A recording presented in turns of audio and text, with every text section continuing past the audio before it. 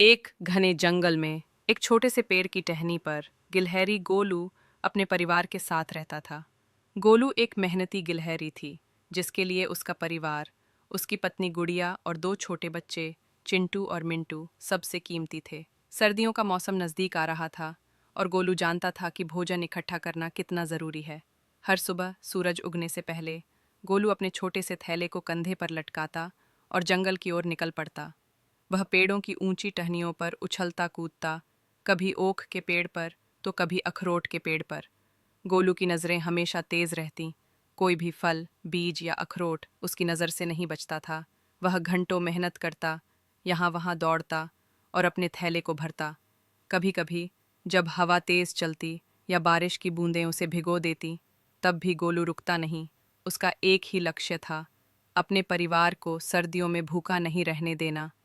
एक दिन जंगल में एक बड़ा संकट आया।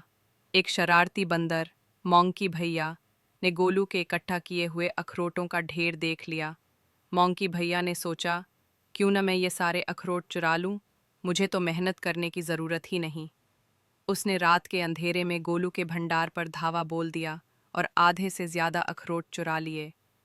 सुबह जब गोलू को पता चला, उसका दिल टूट गया।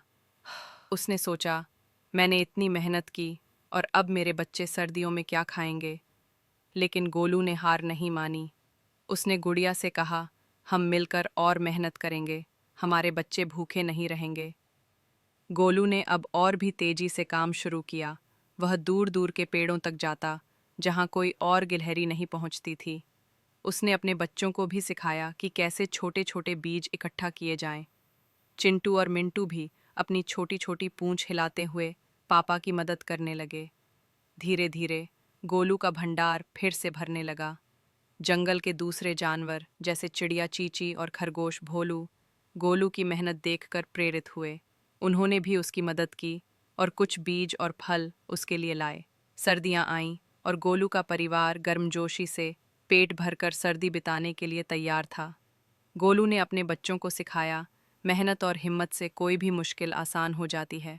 और उस रात जब बर्फ की चादर जंगल पर बिछ गई, गोलू का परिवार खुशी खुशी अपने छोटे से घर में